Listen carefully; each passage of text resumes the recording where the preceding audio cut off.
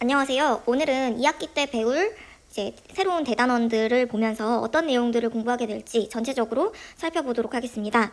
자, 우리가 1학기 때 대단원 세 번째 지역세계의 교류와 변화 부분을 공부를 하고 있었고요. 첫 번째 중단원인 몽골 제국과 문화교류 단원을 공부를 마쳤습니다. 그래서 몽골 제국과 문화교류 단원에서 송나라와 원나라 등에 대해서 공부를 했었어요. 칭기스칸 기억하시나요? 이번 2학기부터는 중단원 두 번째부터 진도를 나갈 예정입니다. 두 번째 중단원, 동아시아 지역 질서의 변화를 먼저 공부를 할 건데요. 동아시아 지역에는 어떤 나라가 있죠? 계속 공부를 해봤듯이 중국이 있습니다. 그래서 이전 단원에서 배웠던 송나라, 원나라를 이어 새로운 왕조가 등장을 합니다. 바로 명왕조입니다. 이후 명왕조가 무너진 후에는 이제 중국의 마지막 왕조라고 할 수 있는 청나라가 등장을 하게 되고요.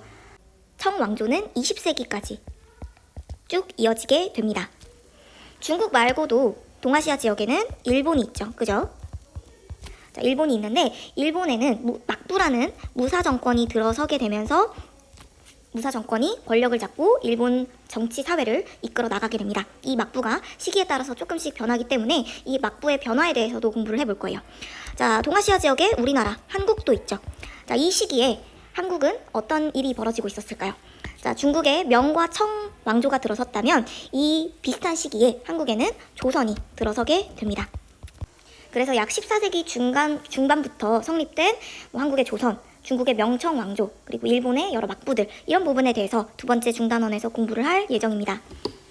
다음 세 번째 중단원은 서아시아, 북아프리카, 인도 지역 질서의 변화입니다. 자, 우리가 2학기 때 나갈 진도 분량이 굉장히 많기 때문에 세 번째 중단원은 생략을 하고 바로 네 번째 중단원으로 넘어갈 것 같습니다. 자, 네 번째 중단원 신항로 개척과 유럽 지역 질서의 변화입니다. 두 번째 중단원이 동아시아 지역이라면 네 번째 중단원은 유럽 지역 질서가 어떻게 형성됐고 어떤 변화를 맞게 되었는지를 다루고 있습니다. 자, 세 번째 중단원명 자체가 지역세계의 교류와 변화입니다. 그래서 특정 지역세계가 어떤 질서를 갖고 어떤 특성을 가졌는지 여러분이 이해를 하셔야 되고요. 그 지역세계들끼리 어떤 교류가 나타났는지를 이번 단원에서 이해하는 것이 핵심입니다. 그렇기 때문에 그런 면에서 볼 때 신항로 개척은 지역세계의 교류 면에서 굉장히 중요한 사건이었고요. 이 신항로 개척이 유럽의 큰 변화를 불러오는 계기가 되기 때문에 여러분이 잘 이해해야 하는 개념이라고 볼 수가 있습니다.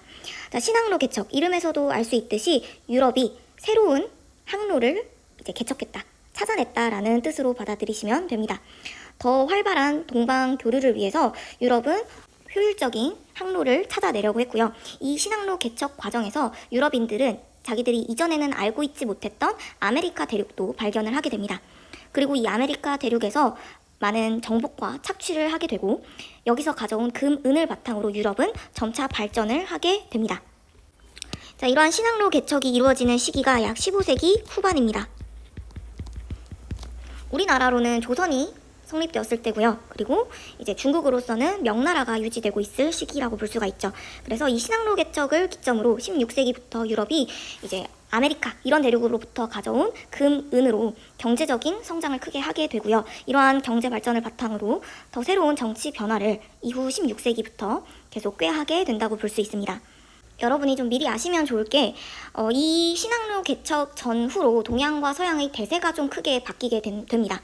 그래서 이전까지는 사실 항상 우리가 동방무역을 공부를 했었어요. 이 동방무역의 주도권을 가지고 있는 나라가 결국에는 부유해졌고 그렇기 때문에 중국이나 이슬람 제국이 이제 전 세계의 패권을 잡고 있었습니다. 그게 약 16세기 이전까지의 일이었죠. 하지만 신항로 개척 이후 유럽이 점차 부강해지게 되면서 17세기 내지는 18, 19세기에는 완전히 유럽, 이제 미국 이런 나라들이 세계의 패권을 쥐게 됩니다. 그래서 이제 동방이 서서히 힘이 약화되고 서양 세력이 세계의 대세가 되게 되는 이러한 변화가 나타나게 된다는 거죠. 근데 그 대세의 변화가 그렇게 긍정적인 변화는 아니었어요. 자, 네 번째 대단원으로 넘어갈 건데요. 자, 이렇게 강해진 서구 세력들은 제국주의를 표방을 하면서 자신보다 약한 나라들을 점령하고 정치적으로 지배하는 그러한 통치 정책을 취하게 됩니다. 자, 여러분 식민지라는 말 들어보셨죠? 우리나라가 일본에게 약 36년간 식민 지배를 당한 경험이 있었는데요. 이 식민 지배가 이러한 제국주의의 맥락에서 나오게 된 일이라고 볼 수가 있습니다. 군사력이 강한 나라가 자신보다 약한 나라를 식민지로 삼고 그 식민지국을 정치적으로 지배하고 그 나라의 이제 경제를 계속 착취를 해 나가는 형태가 제국주의라는 통치 정책 하에 나타난 현상이라고 볼 수가 있습니다. 그리고 강한 나라들은 더 많은 식민지를 만들기 위해서 자기들끼리도 계속 경쟁을 해 나가게 돼요. 자, 이런 장면들이 18, 19세기에 걸쳐서 계속 나타나게 될 겁니다. 자, 강한 나라들의 제국주의 침략에 대해서 침략을 받는 그 지역 사람들이 맥없이 당하고만 있으려고 하진 않겠죠. 자, 이 제국주의 침략에 대해서 약한 나라들의 사람들이 저항을 하려고 노력을 합니다. 자, 이들은 국민이라는 이름으로 똘똘 뭉쳐서 그 지역의 국민들이 주인이 된 국가를 만들려고 노력을 하게 돼요. 그래서 국민국가 건설 운동 역시 이 네 번째 대단원에서 다루게 될 내용입니다. 그래서 중단원들을 쫙 보시게 되면 자, 유럽이나 아메리카 이런 나라들이 혁명을 통해서 국민이 중심이 된 국가 체제를 먼저 만들게 되고요. 이러한 정치적인 안정을 바탕으로 제국주의를 표방해 자신보다 약한 나라들을 계속 침략해 나가려고 합니다. 자, 이에 대해서 침략을 받았던 나라들입니다. 서아시아, 인도, 그리고 한국도 속해 있었던 동아시아 지역입니다.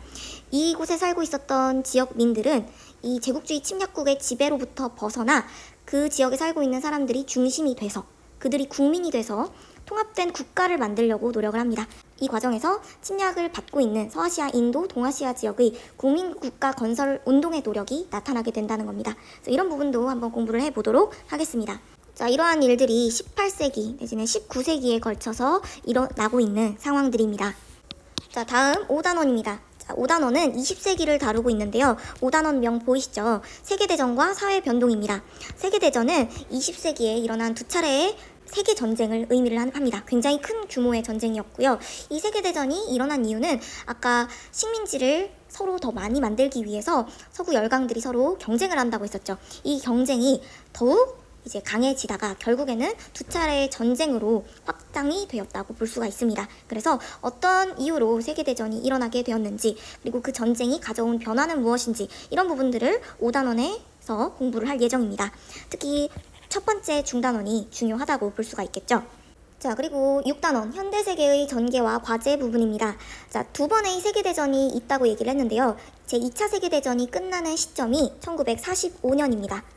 자, 그리고 나서 1945년 이후 전쟁이 일어나지는 않지만 이후 냉전이라는 체제가 수립이 되면서 전 세계가 자본주의 진영과 그리고 사회주의 진영으로 나뉘어져서 전쟁 못지않은 굉장한 신경전을 벌이게 됩니다. 그래서 이 냉전 체제와 우리나라의 이제 남한과 북한의 분단 문제도 함께 엮여 있기 때문에 이러한 냉전 체제까지 우리가 좀 공부를 할 필요가 있어요.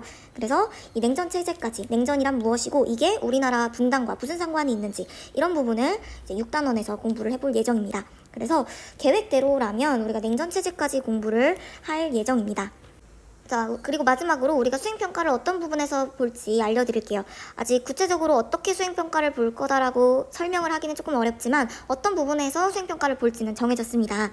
자, 우리 세 번째 대단원에서 네 번째 중단원 굉장히 중요하다고 말씀을 드렸어요. 신항로 개척과 유럽 지역 질서의 변화 이 부분에서 수행평가를 하나 볼 예정입니다. 자, 신항로 개척으로 인해서 아프리카, 유럽 그리고 아메리카 대륙에서 어떤 변화가 나타났는지 여러분이 얼마나 이러한 변화를 이해했는지를 물어보는 수행평가를 볼 예정입니다. 두 번째 수행평가는 자, 네 번째 대단원 그 중에서도 첫 번째 중단원이 유럽과 아메리카의 국민국가 체제 이 단원 부분에서 볼 예정이에요. 자, 유럽과 아메리카 지역에서는 시민혁명을 통해서 국민이 주인이 된 국가 체제를 수립을 시키게 됩니다. 그렇기 때문에 이 혁명이라는 개념이 굉장히 중요하고 혁명이 어떤 과정을 거쳐서 이러한 결과를 만들어냈는지를 여러분이 학습하시는 게 굉장히 중요합니다. 그래서 이 시민혁명과 관련된 수행평가를 우리가 또 볼 예정이니까 이 두 중단원이 굉장히 중요하다는 걸 알고 계시면 되고 만약에 이제 역사를 잘 하고 싶으신 친구들은 이 중단원 한번 열어보면서 한번 쭉 교과서를 읽어보는 것도 좋을 것 같습니다. 자, 여기까지 이제 역사 2학기 OT를 마무리하도록 할 거고요. 자, 2학기 때도 내용이 좀 어렵긴 하겠지만 잘 따라와 주시길 바랍니다. 자, 감사합니다.